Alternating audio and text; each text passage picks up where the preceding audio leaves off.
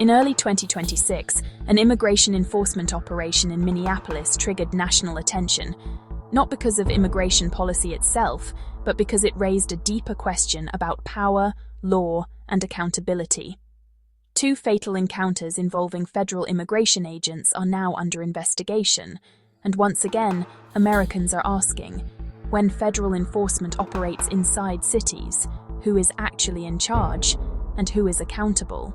This discussion explains what is known, what is disputed, and why this moment matters. According to confirmed reporting, federal immigration agents were involved in enforcement operations in Minneapolis that resulted in the deaths of 2 individuals.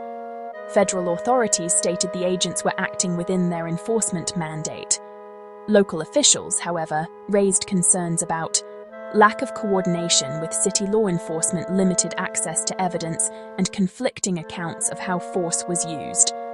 The Department of Justice has acknowledged ongoing reviews.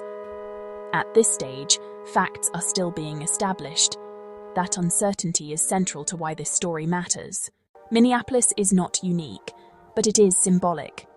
Like many cities, it limits cooperation with federal immigration enforcement under local policy. These policies do not block federal law. They restrict how local police, jails, and resources are used. When federal agents operate independently in such cities, it creates a legal and political friction point. Federal authority exists, but local consent does not. This is not a loophole. It is a feature of American federalism.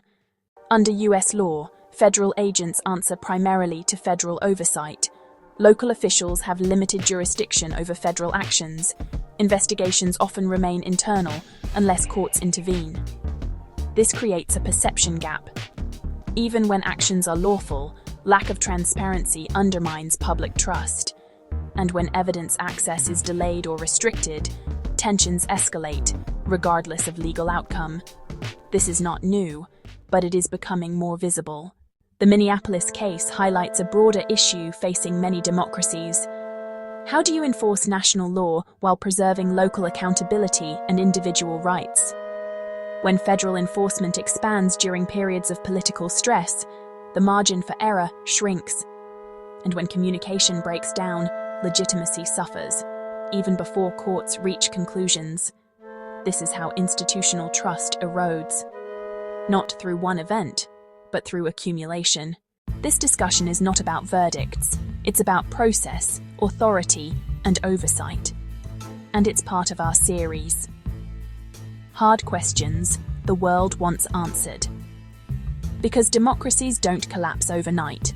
They weaken when power moves faster than accountability.